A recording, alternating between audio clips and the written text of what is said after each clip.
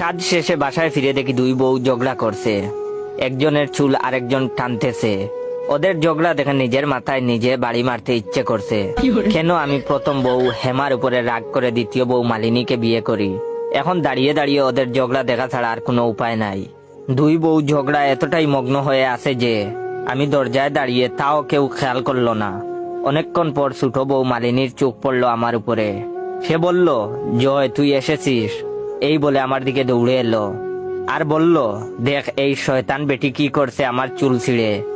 এই বলে আমায় জড়িয়ে ধরে হাউমাউ করে কান্না শুরু করলো। মালিনী আমার কলেজ ফ্রেন্ড ছিল, তাই আমাকে তুই করে ডাকে। আমাকে জড়িয়ে ধরতে দেখে এইবার বড় বউ হেমা আরো খেপে গেল। পিছন থেকে মালিনীর চুল ধরে টেনে মাটিতে ফেলে দিল আর চিৎকার করে বলল, বদমাইশ বেটি, তোর এত সাহস হলো কি করে আমার সামনে আমার জামাইরে জড়িয়ে ধরিস? এই বলে দুইজন এইবার মারামারি শুরু করলো। হেমা বিয়ের পর একদিন রাগ করে বাপের বাড়ি চলে যায়।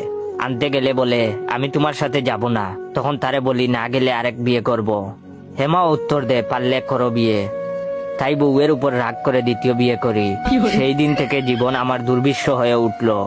মারামারি বেশি হচ্ছে দেখে দুজনকে ছাড়াতে মাঝখানে ঢুকলাম।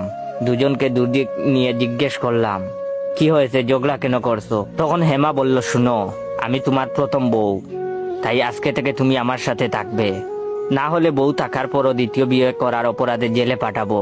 এই কথা শুনে মালিনী বলে, আজকে থেকে তুই আমার সাথে থাকবি, না হলে আমিও পুলিশে দিয়ে দিব একটা বউ থাকতে আমাকে ঠকিয়ে বিয়ে করার অপরাধে।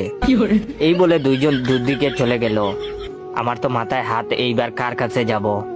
তাড়াতাড়ি করে পকেট থেকে মোবাইলটা বার করলাম আর বন্ধু আসাদকে কল দিলাম। সবকিছু বলার পর আসাদ পরামর্শ দিল আজকে বাড়িতেই না থাকতে।